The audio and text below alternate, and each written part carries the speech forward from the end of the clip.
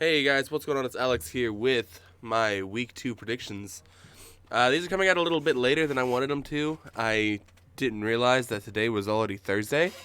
So, yeah, we're just going to hop right into it. Last week finished 10-6. Of course, a lot of the games where I was on the fence about who was going to win, I was wrong on every one of them. But, yeah, let's root for something better this week. So, today we've got the NFC East matchup. Both teams looking for the first win. The Giants at Washington. This is an easy pick for me. Washington actually looked like a competitive team last week. So, they're my pick to get the win here.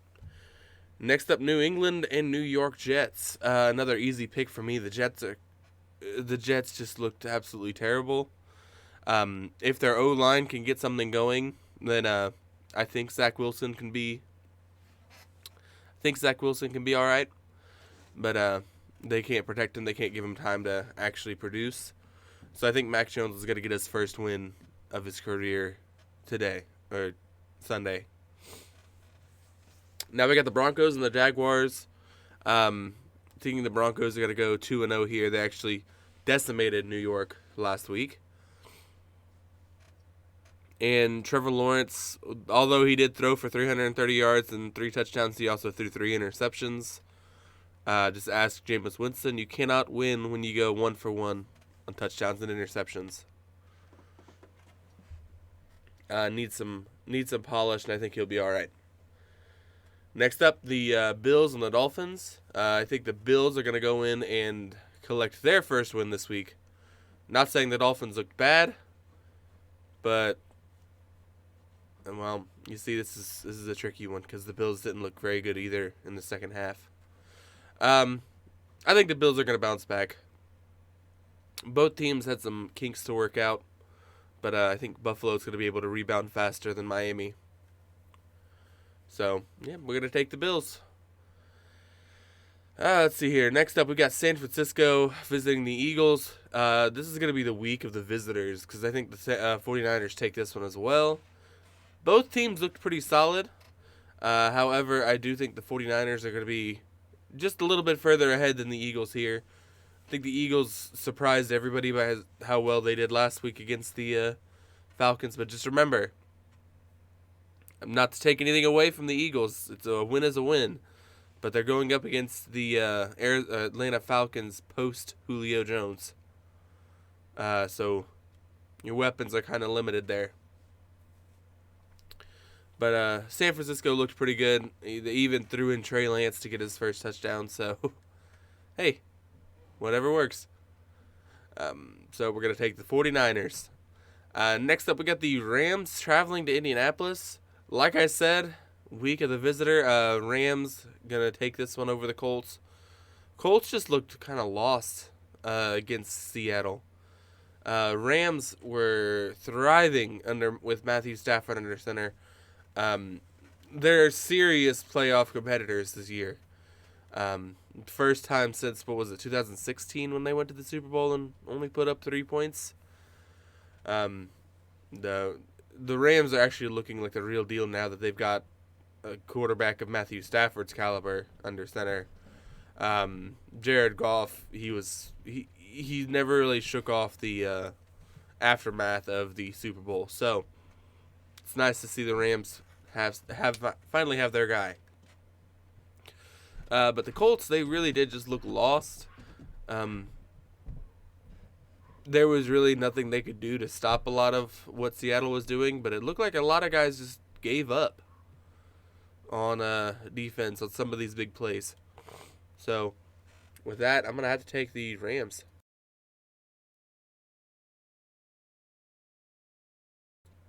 Next up, we got the Raiders and the Steelers. Both teams actually looked pretty good, but the Raiders looked more consistent throughout the game. Steelers really struggled in the first half. I mean, they were down 10-0 at the half, but they recovered and ended up winning the game. But the Raiders took on a lot of people's Super Bowl or AFC champion picks, held them off and won in overtime. Derek Carr actually seemed more comfortable under center this year, which threw me off because Derek Carr, he's the passing leader this week. No turnovers from what I understand. No, he did have one turnover, but it was a crazy turnover. um, but the Raiders actually looked pretty serious. Max Crosby made a real effort on defense to mess everybody up.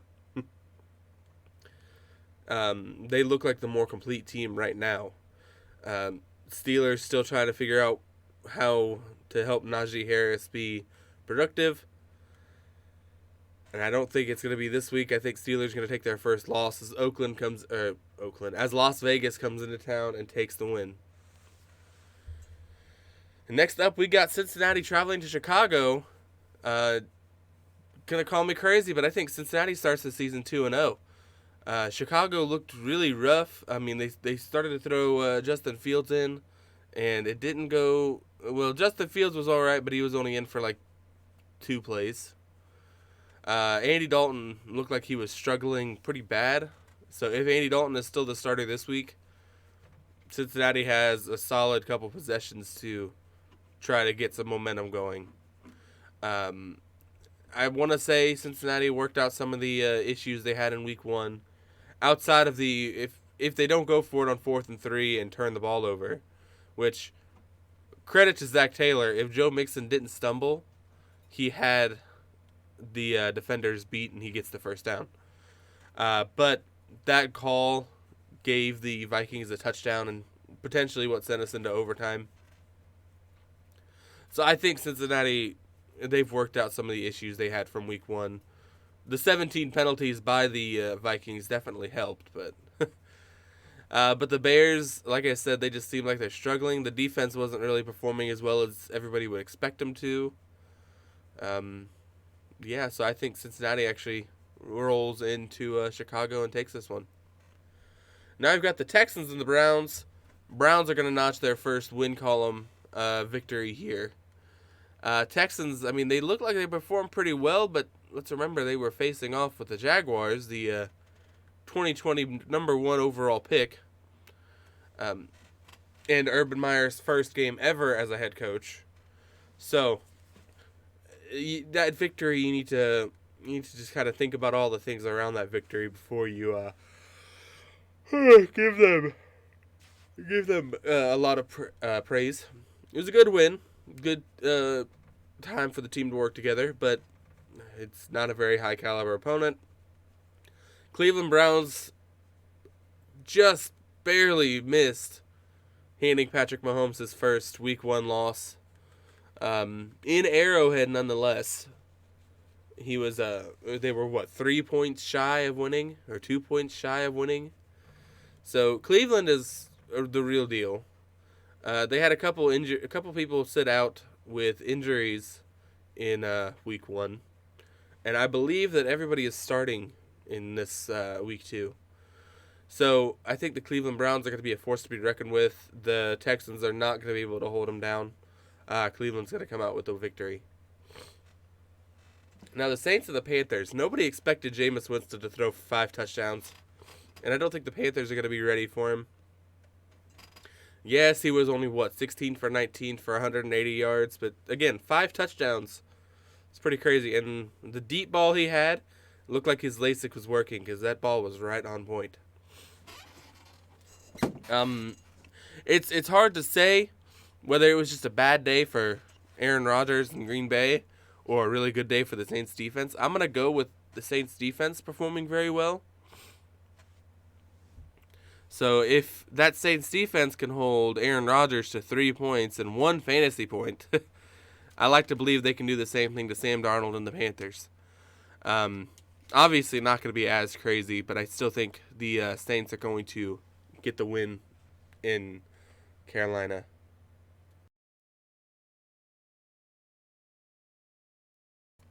Now we got the Vikings and the Cardinals.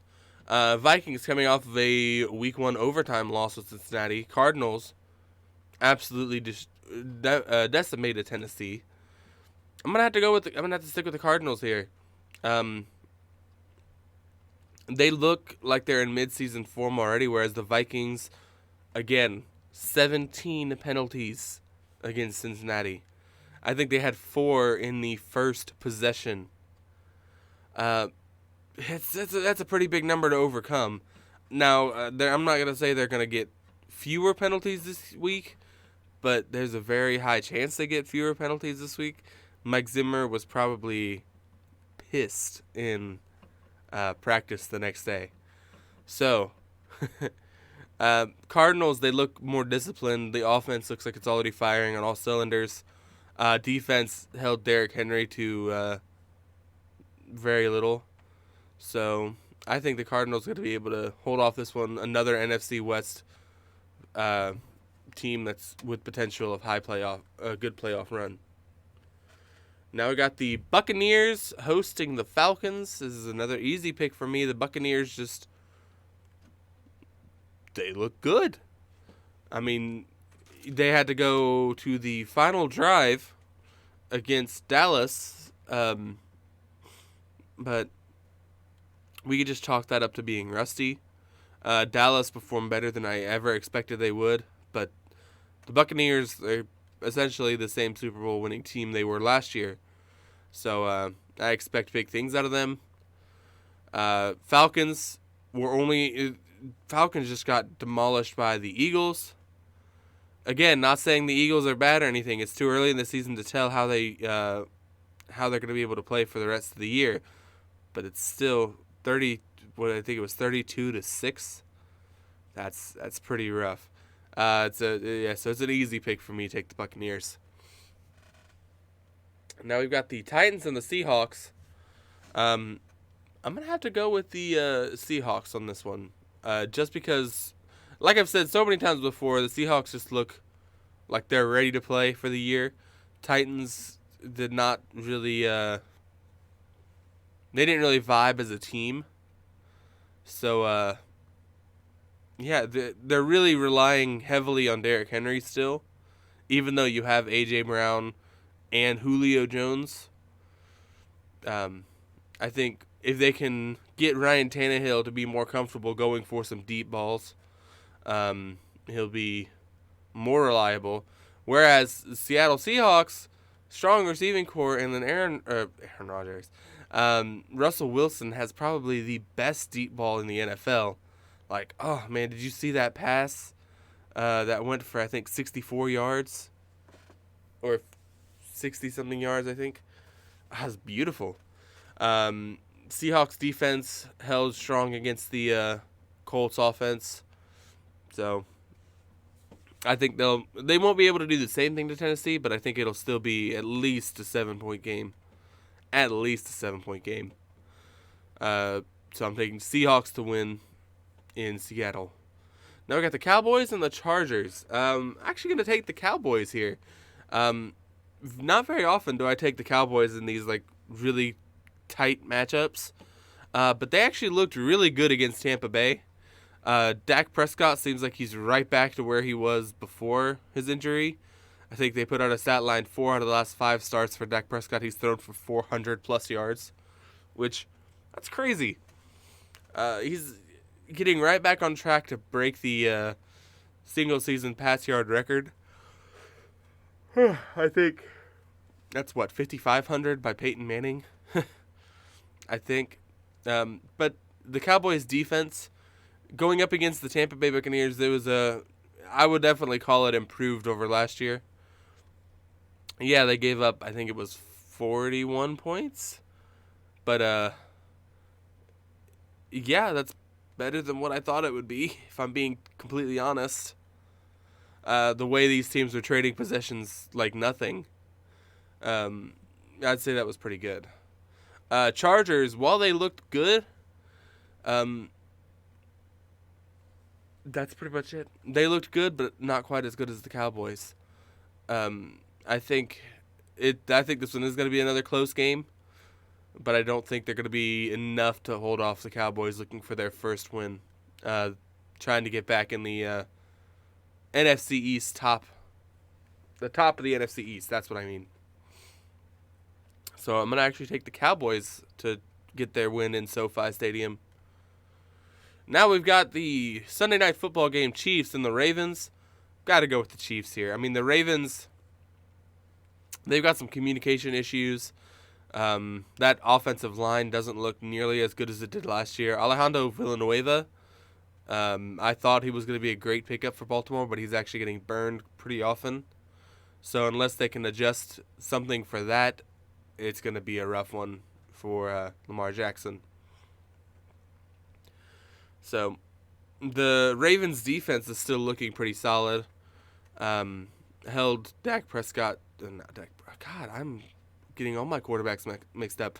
Held Derek Carr to, no, they didn't hold Derek Carr to anything. Derek Carr went off for over 400 yards on him. So, yeah, not good.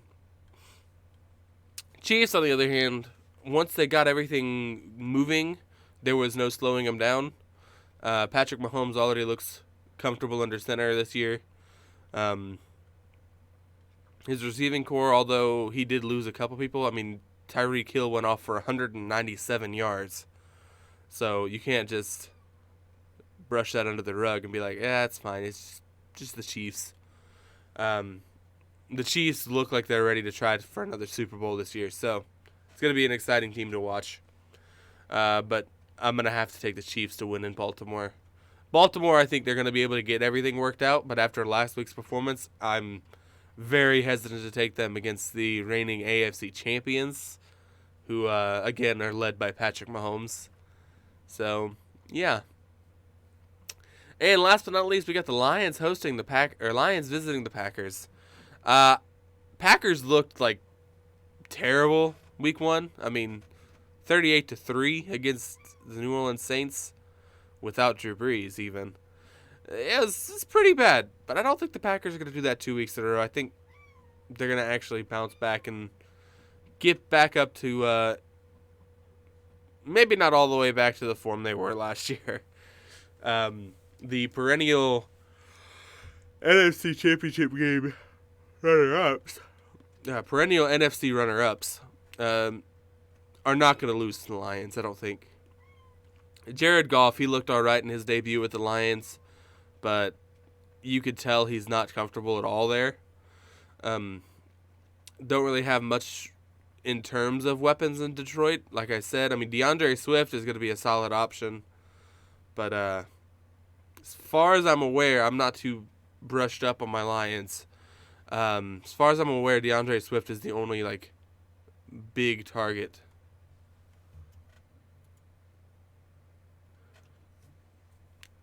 So I'm going to have to take the Packers to win in week number 2. Anyway, guys, that's going to be it for this week. Again, finished 10-6 last week, so let's root for something better this week. If you guys like this video, hit that like button down below. If you want to see more, hit the follow button. Make sure to check my Facebook, Twitter, Instagram, Discord, and TikTok, and Twitch, all linked down below. But yeah, anyways, thanks for watching. I'll see you guys in the next one. Bye, everybody.